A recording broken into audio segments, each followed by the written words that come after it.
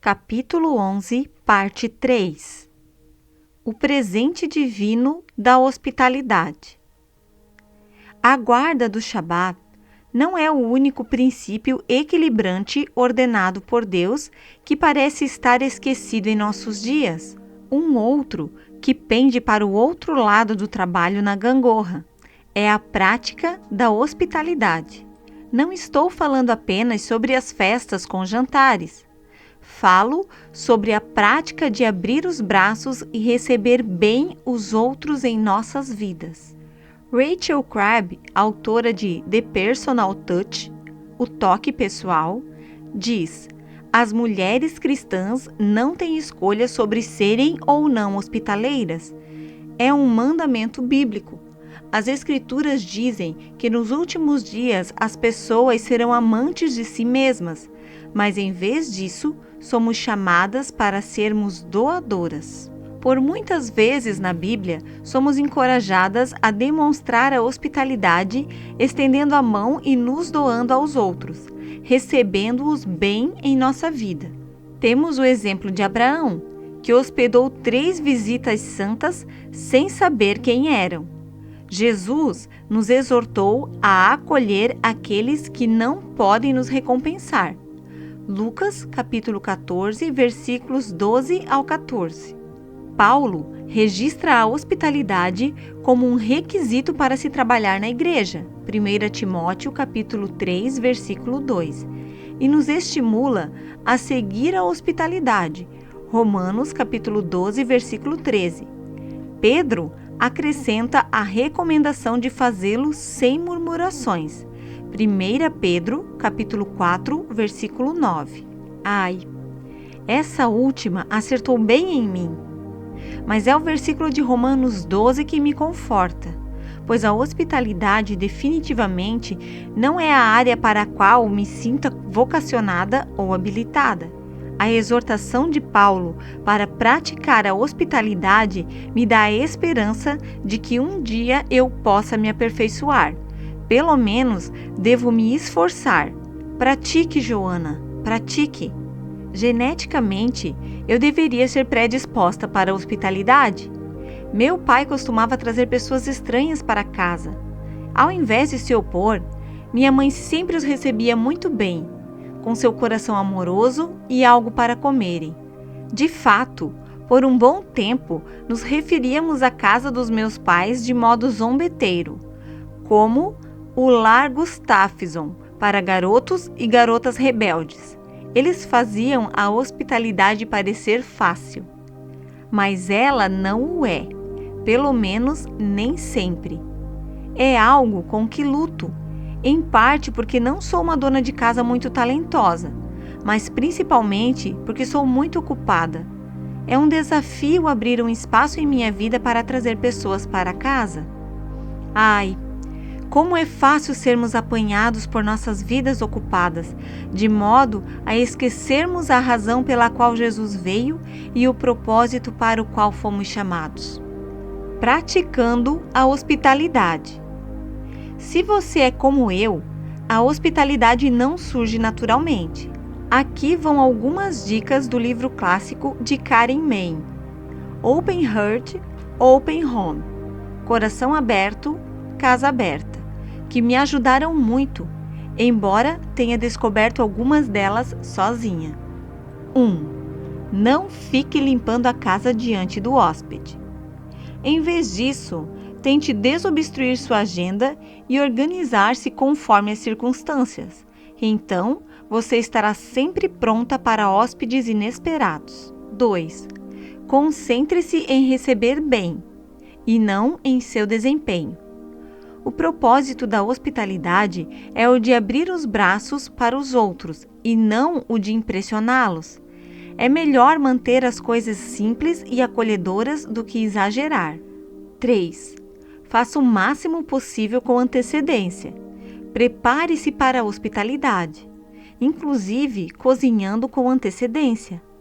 Karen diz que o trabalho árduo significa que não estou usando bem o meu tempo, não estou planejando ou me preparando com antecedência.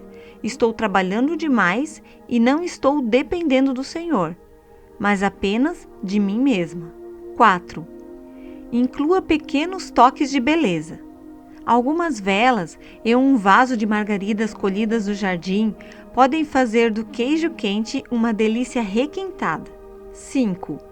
Use toda a ajuda que surgir em seu caminho. Quando alguém se oferece para ajudar, diga sim.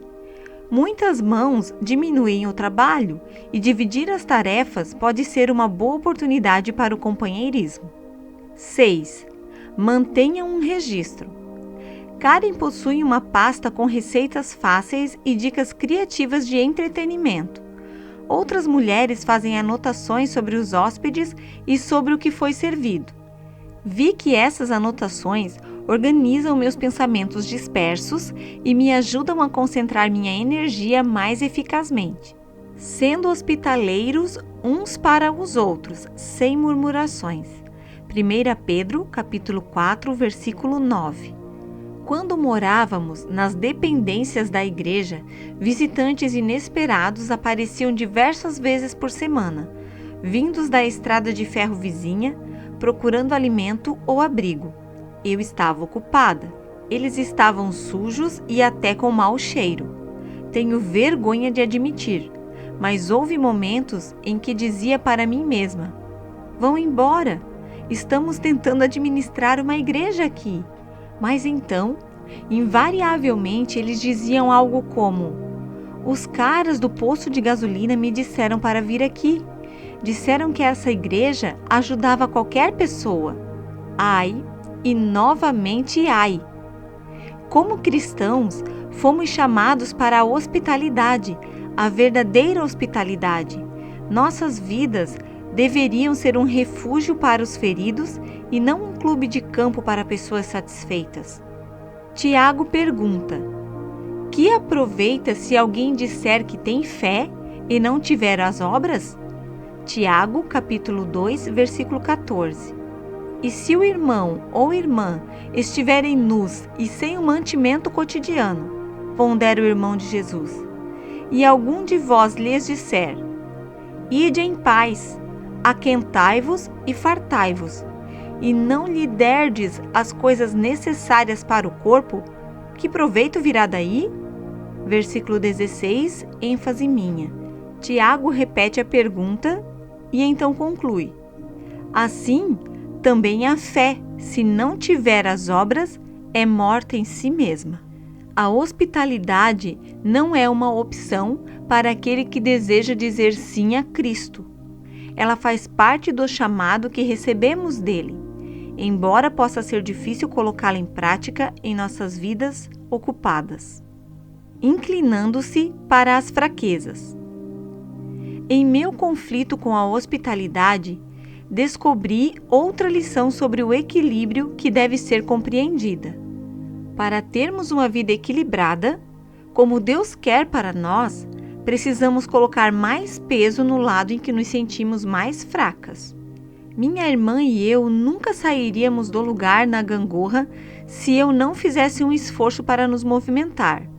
A minha força teria que ser maior do que a sua fraqueza. Eu tinha que me movimentar na direção dela para atingir o equilíbrio. Isso também vale para nos equilibrar em nossas vidas.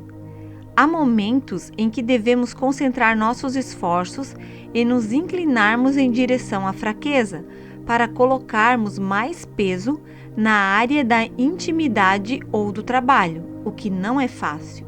Foi o que Marta fez. Deixou o conforto de sua cozinha e desviou o peso de sua atenção para a sala de estar. Maria fez o mesmo quando deixou seu lugar aos pés do Mestre e se inclinou para o trabalho de ungir o seu Senhor. E eu, da mesma forma, estou tentando aprender essa lição de medidas corretivas, melhorando os pontos fracos da minha vida. Mas não preciso fazê-lo sozinha. Sempre que ouvir a voz doce e corretiva do Espírito Santo, apontando minhas incongruências, sei que Ele está pronto e disposto a me ajudar a mudar. Se a hospitalidade é minha fraqueza, ele me ajudará a correr em direção a esse tipo de trabalho. Quando preciso de mais peso no lado do descanso semanal, ele é fiel para me ajudar a inclinar para essa direção, fazendo-me deitar em verdes pastos. Enquanto eu mantiver meus olhos no Senhor, amarei a Deus e terei compaixão pelas pessoas, e o tipo de equilíbrio que Deus deseja para mim durante todo o tempo, abaixo da superfície da água. Então, como equilibramos trabalho e adoração? Todas as coisas sobre as quais falamos, manter a prática do sim, encontrar o ritmo, inclinar-se para as fraquezas, podem nos ajudar a manter uma vida equilibrada.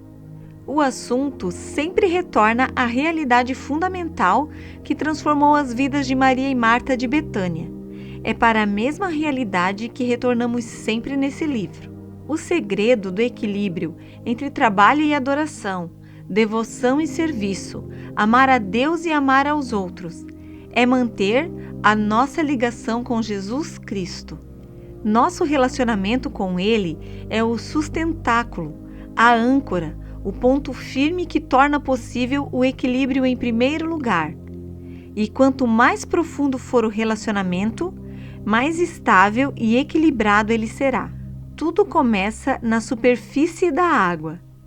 É assim que Jeane Maio se expressa. Pude apreciar não apenas o ensino dessa mulher incrível, mas também o modo como conduz sua vida. Ela faz mais em 24 horas do que eu em 2 semanas. Mas em meio à sua vida agitada, ela assumiu um compromisso importante com o equilíbrio. Não é fácil. Além de ser esposa de um pastor em Rockford, Illinois, Jeane lidera um grupo de 900 jovens e dirige a escola da igreja, com 1.300 crianças, para não mencionar as diversas palestras que tem ministrado. Como ela mantém o equilíbrio? Eu lhe fiz essa pergunta há não muito tempo. Ela disse: é necessário um compromisso rigoroso de fazer as coisas mais importantes primeiro. Tenho que pedir constantemente ao Senhor para que realize o Salmo 139 em mim. Sonda-me, ó Deus, e conhece o meu coração. Salmos, capítulo 139, versículo 23. Depois, Jeane contou-me uma história que se tornou uma alavanca espiritual em minha vida. Deus é fiel para trazê-la à memória quando sua vida começa a sair dos eixos e fica fora de controle. No outono de 1992, um homem chamado Michael Plant iniciou uma cruzada solitária pelo norte do Atlântico. Iatista experiente, Plant já havia feito a viagem várias vezes antes. Seu veleiro novinho em folha, o Coyote, era tão avançado em tecnologia como poucos no mundo. Plant partiu sozinho, deixando que sua equipe de apoio monitorasse a viagem por satélite e rádio. Tudo ia bem, mesmo quando uma tempestade interrompeu as comunicações. Ninguém se preocupou muito. Afinal, esse homem era um dos melhores velejadores e navegadores que se podia encontrar. Seu barco estava provido com os melhores aparelhos e equipamentos de emergência. Plant recuperaria o contato por rádio quando tudo se acalmasse. Mas Michael Plant não foi ouvido novamente. Depois de numerosas tentativas de localizá-lo pelo rádio, a guarda costeira enviou helicópteros para procurá-lo. Eles acharam o Coyote flutuando de cabeça para baixo. Seu capitão e único passageiro nunca foi encontrado. Por quê? O que poderia ter acontecido? Foi o que perguntaram os peritos. Todo mundo sabe que os veleiros são difíceis de virar.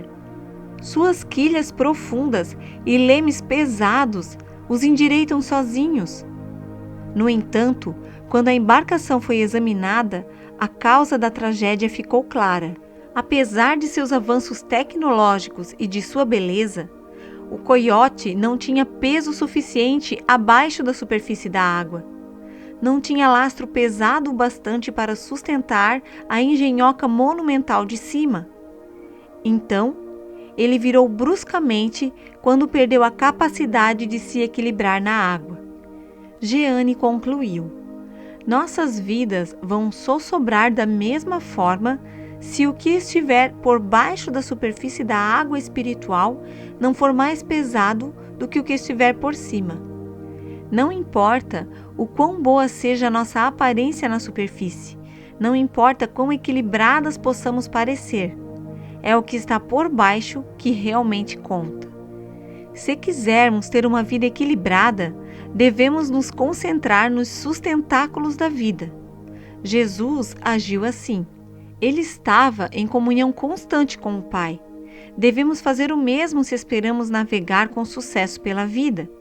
E nós podemos, porque a cruz comprou o mesmo privilégio desfrutado por Cristo, um relacionamento íntimo e pessoal com Deus. Quando passamos um tempo na sala de estar, andando e conversando com Ele, preenchemos o casco de nossos navios com as riquezas de Deus. E dessa abundância virão a firmeza em meio à tempestade e um excedente que poderemos partilhar com os outros. Estaremos amando a Deus e ao nosso próximo, passando um tempo na oração do Pai Nosso e agindo como o bom samaritano, guardando o Shabat e praticando a hospitalidade. Estaremos vivendo num ritmo, mas com uma âncora sólida e profunda. O trabalho se tornará honroso, a adoração será um prazer. Estaremos fazendo como Chuck, e com alegria.